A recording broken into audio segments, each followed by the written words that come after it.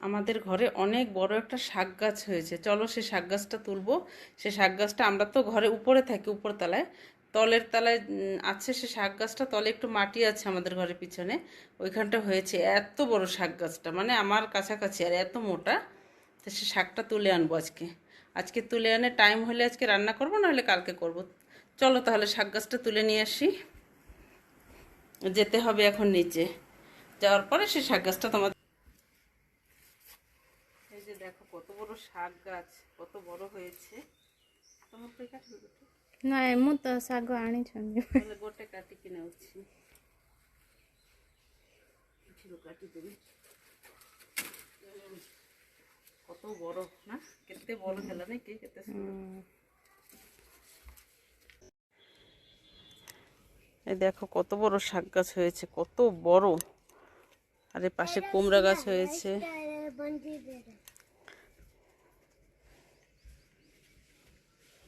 দুটো ডাল হয়েছিল, একটা আমি কেটে নিয়েছি, এই যে আর একটা আছে এটা।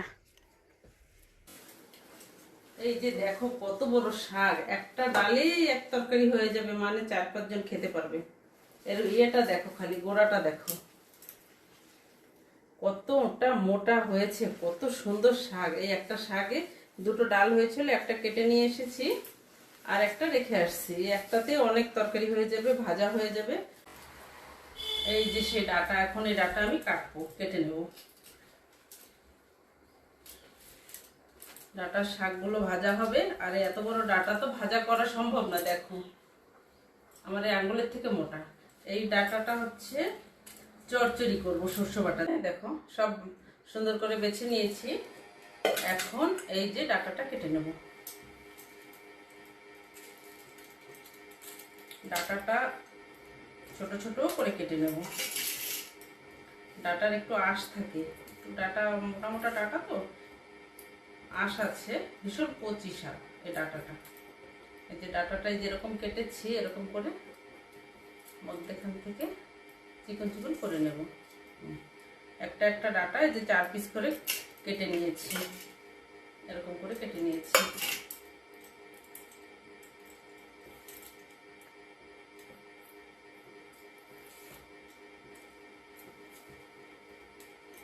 এখন সব ডাটাটা আমি কেটে নেব।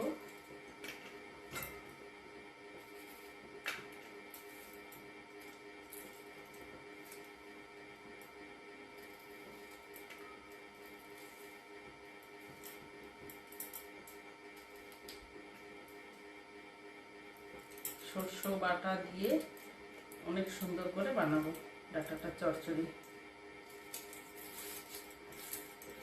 এই যে বেশি মোটা যেটা, গোড়ার ডাটাটা।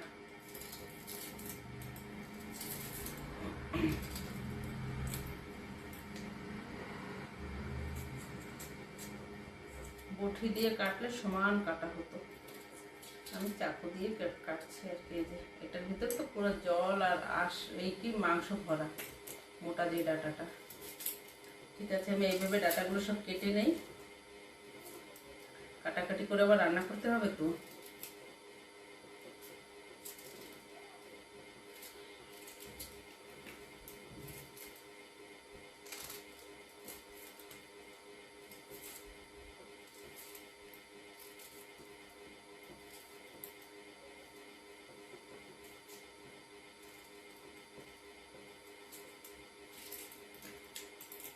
অনেক হবে, এখানে অনেকটা ডাটা বেরোবে।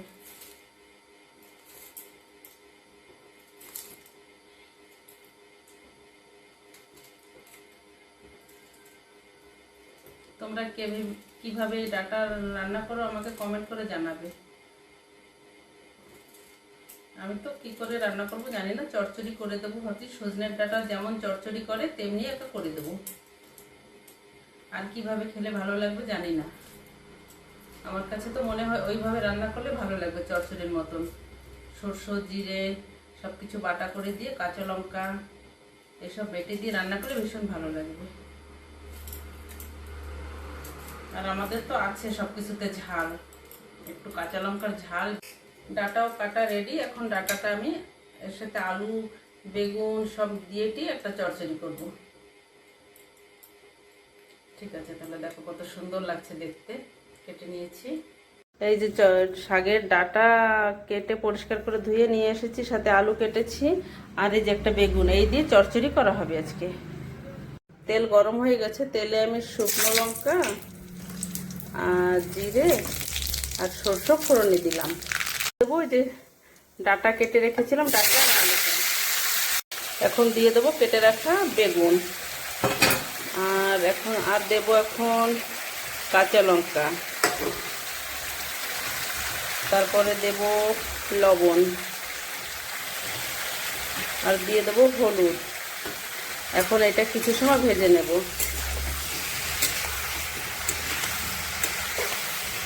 এটা সর্ষে বাটা দিয়ে করব। কিছু সময় ভেজে নেওয়ার পরে দেব সর্ষে বাটাটা। একটু ভাজা ভাজা হয়ে গেছে, এখন দিয়ে দেবো একটা টমেটো কেটে নিয়েছিলাম, সেই টমেটোটা, আর দিয়ে দেবো 1 চামচ সর্ষে বাটা। এখন একটু সময় ভেজে নেব। ওর ভিতরে দিয়ে দেবো 1 চামচ ধনে জিরের গুঁড়ো। 1 চামচ পুরো দেইনি, একটু কম দিয়েছি, সর্ষে বাটা দিয়ে করছি তো, ধনে জিরের গুঁড়ো তেমন না দিলেও চলে, তাও সামান্য একটু দিলাম। একটু সময় ভেজে নেব।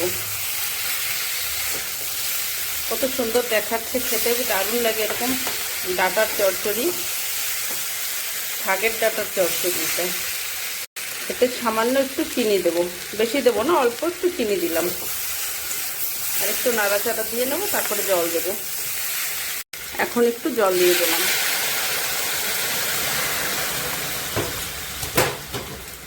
বেশি জল দিলাম না, এটা তো বেশি একটা ঝোল হবে না, একদম মাখা মাখা হবে। এখন ঢাকা দিয়ে রেখে দেবো। এখন কিছু সময় ঢাকা থাক।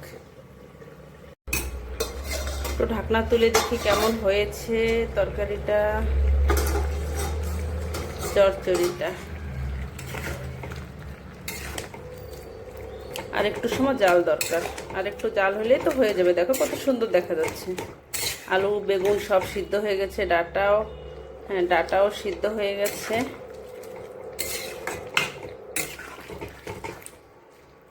আর একটু সময় ঢাকা দিয়ে রেখে দেবো।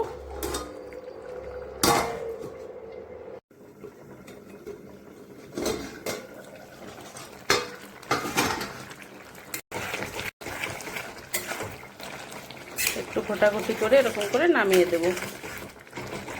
কেমন হয়েছে ভালো লাগলে একটা লাইক কমেন্ট শেয়ার করে দিও, আর তোমরাও এইভাবে রান্না করে খেয়ে দেখো, ভীষণ ভালো লাগবে। দেখো কত সুন্দর হয়েছে,